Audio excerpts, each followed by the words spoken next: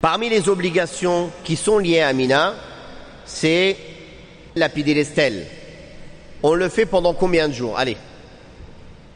Le jour du Eid, c'est un wajib de passer devant la petite stèle, la moyenne, sans les lapider. Et d'aller lapider que la grande stèle. Et d'ailleurs, si on est parti de Muzdalifa et on a lapidé la grande stèle, et après cela, on a soit égorgé, soit on s'est rasé ou taillé les cheveux, alors on est en état de désacralisation mineure. C'est-à-dire, on peut se parfumer, on peut s'habiller, on peut tout faire, sauf l'acte charnel avec sa femme, tant qu'on n'a pas complètement fini le pèlerinage. C'est-à-dire, tawaf al-ifada et sa'i.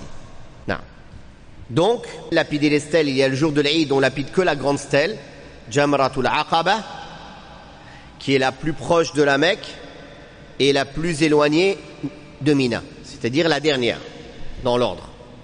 Puis, on lapide les 3 stèles de 7 pierres chacune pendant les jours de Tashriq, obligatoirement après Zawal. Après Zawal. Pour la première stèle, on la lapide le matin. Certains savants autorisent de lapider la nuit pour les gens ashab al-a'dhar, ceux qui ont l'excuse de quitter Muzdalifa dans la nuit. Mais les 3 autres stèles après Zawal, on ne peut pas la lapider avant. Et ceci est l'avis de la majorité des savants, et c'est ce qui a été pratiqué par le prophète sallallahu alayhi wa sallam et les sahaba. Et on peut lapider même dans la nuit si on n'a pas eu le temps la journée. Si on n'a pas eu le temps la journée, on peut lapider dans la nuit aussi. Mais le mieux est de le faire avant, si possible.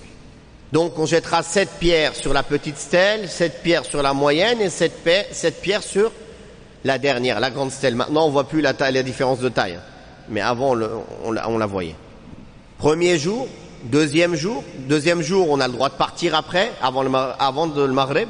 Et celui qui reste, le 3e jour aussi, il lapide les 3 stèles, 7 pierres pour chaque stèle, avec 7 lancers distincts.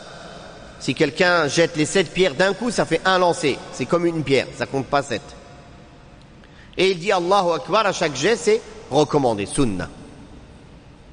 Les pierres doivent être, la taille des pierres doivent être entre le pois chiche et la taille d'une phalange. C'est-à-dire des petites pierres, pas des grosses pierres. Non. C'est un wajib, c'est une obligation. Car même ceux à qui le prophète sallallahu alayhi wa sallam a autorisé de ne pas dormir à Mina, il leur a demandé de venir jeter les pierres. À d'autres, il a demandé de déléguer des gens pour jeter les pierres pour eux. Donc, c'est que c'est obligatoire.